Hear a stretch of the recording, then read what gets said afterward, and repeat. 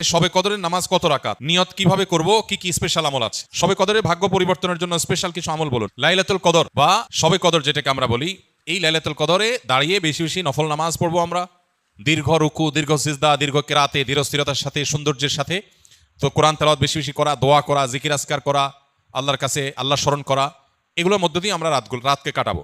লাইলাতুল কদরে বিশেষ আমল বলতে একটা দোয়াই শুধু হাদিস দ্বারা আমরা জানতে পারি, সেটা হলো নবী করিম সাল্লাল্লাহু আলাইহি সাল্লাম আয়েশা রাদিয়াল্লাহু তাআলাকে শিখিয়েছেন যে লাইলাতুল কদর পেলে তিনি যেন এই দোয়া পড়েন, আল্লাহুম্মা ইন্নাকা আফুউন তুহিব্বুল আফওয়া ফা'ফু আন্নী। আল্লাহ আপনি ক্ষমাশীল, ক্ষমাশীলতাকে আপনি পছন্দ করেন, অতএব আমাকে ক্ষমা করুন।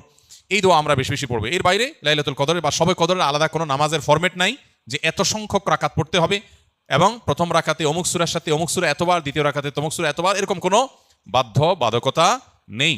যে কোনো সূরা দিয়ে অন্য যে কোনো সাধারণ নামাজের মতো করে আমরা লাইলাতুল কদরের নামাজ পড়তে পারি।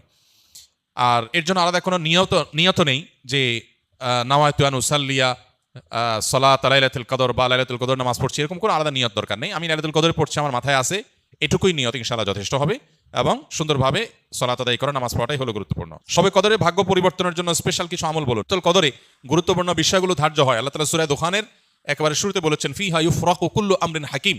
লাইলাতুল কদরের সব গুরুত্বপূর্ণ বিষয়গুলোকে ধার্য করা হয়।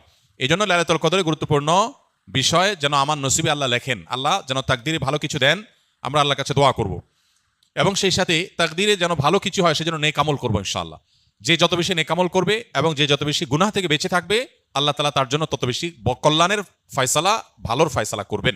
আমরা আল্লাহর কাছে দোয়া করব এবং নেক আমল করব, গুনাহ থেকে বেঁচে থাকবো। বাস এই ত্রিমুখী প্রচেষ্টায় আমাদের নসিবে ভালো কিছু আসবে। এর বাইরে আলাদা কিছু আমল আছে যেগুলো নিয়ে আমাদের স্বতন্ত্র একটা ভিডিও বোধহয় ইউটিউবে আছে, যে ভাগ্য সুপ্রসন্ন হবে যে সমস্ত আমলের ডিটেল সেখানে বলা আছে। যেমন কেউ যদি চায় তার রিজিক বাড়ুক, কেউ যদি চায় তার হায়াত বাড়ুক, তাহলে সে আত্মীয় স্বজনের সাথে সুসম্পর্ক বজায় রাখবে, রক্ত সম্পর্কীয় বন্ধনগুলো মজবুত করবে। কারণ বুখারী বর্ণিত হাদিস নবী সাল্লাল্লাহু আলাইহি ওয়াসাল্লাম বলেছেন, মান সাল্লাহু আন ইউবসাতা লাহু ফি রিজকিহি আও ইউনসা লাহু ফি আথারিহি ফালিয়াসিল রাহিমা। যে চায় তার রিজিক প্রশস্ত হোক, তার হায়াত বাড়ুক, বরকত হোক, তাহলে সে যেন তার রক্ত সম্পর্কীয় সম্পর্কগুলো বাড়ায়।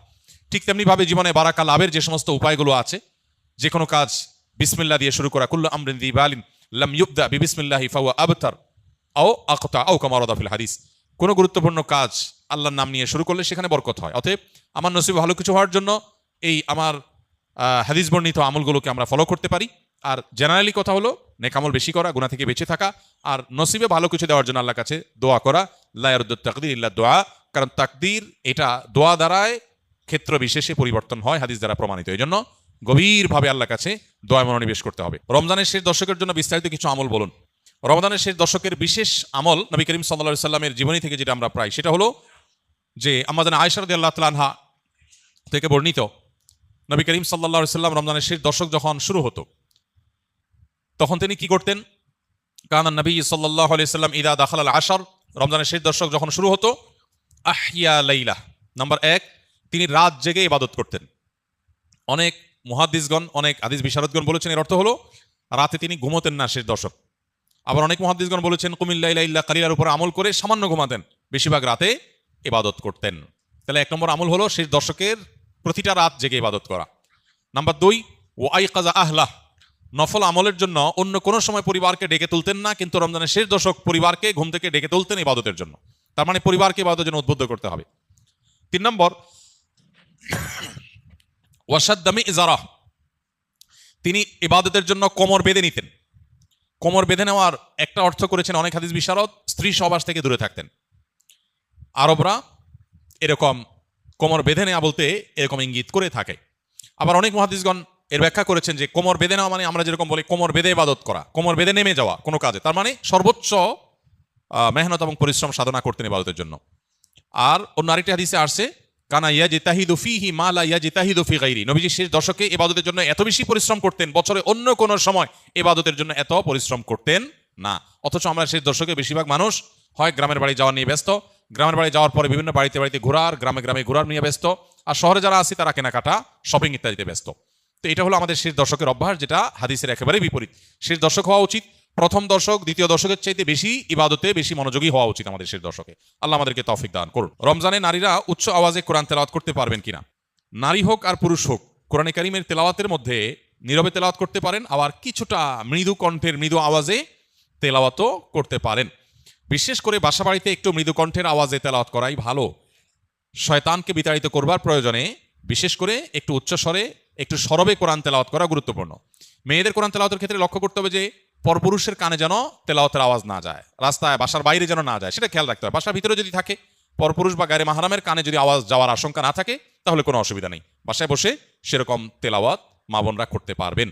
এবং সবসময় তাদের একেবারে নীরবেই করতে হবে এমন কোনো বাধ্যবাধকতা নাই, বরং কিছুটা সরবে করতে পারেন। বিশেষ করে পরিবার অন্যান্য সদস্যদেরকে কোরআন তেলাওয়াতে উদ্বুদ্ধ করার জন্য যদি একটু আওয়াজ দিয়ে পড়েন, তাতে কোনো অসুবিধা নাই, বরং অনেক ক্ষেত্রে এটা ভালো সন্তানদেরকে অভ্যস্ত করার জন্য। এবং বিশেষ করে আজকাল তো একটু সরবে আওয়াজ কোরআন তেলাওয়াত, এটা বাসাবাড়ি থেকে আমাদের বিভিন্ন জায়গা থেকে এটা উঠে গেছে, এটা করা দরকার। হ্যাঁ, মসজিদে যখন আপনি তেলাওয়াত করবেন বা এমন জায়গায় তেলাওয়াত করবেন যেখানে আর অনেক মানুষ আছে, সেখানে জোরে তেলাওয়াত করলে অন্যদের ডিস্টার্ব হবে, সেখানে অন্যের ডিস্টার্ব যেন না হয় সেভাবে আপনাকে তেলাওয়াত করতে হবে। নবী করিম সাল্লাল্লাহু আলাইহি ওয়াসাল্লাম মসজিদে নববীতে এক ব্যক্তিকে উচ্চস্বরে কোরআন তেলাওয়াত করতে শুনে বলেছেন যে তুমি যাকে শোনাতে চাচ্ছ তিনি বধির নন, অর্থাৎ তোমার আওয়াজ যেন অন্য কারো কষ্টের কারণ, ডিস্টার্বের কারণ না হয়, এটা আমাদের খেয়াল রাখতে হবে ইনশাআল্লাহ তাআলা। আমি 12 ঘন্টা কাজ করি, রোজা রেখে নামাজ না পড়লে কি রোজা হবে? রোজা রেখে নামাজ যদি কেউ না পড়ে তাহলে এটা হলো লুঙ্গি খুলে পাগড়ি পরার মতো, অর্থাৎ রোজার গুরুত্বের চাইতে নামাজের গুরুত্ব বেশি না কম? বেশি। এখন আপনি রোজা রাখছেন কিন্তু নামাজ পড়েন নাই, তাহলে আপনি পাগড়ি পরছেন কিন্তু লুঙ্গি পরেন নাই, তাহলে পাগড়ি পরছেন, পাগড়ি পরার সওয়াব পাবেন, কিন্তু তার চাইতে লুঙ্গি না পরার গুনাহ ভয়ঙ্কর।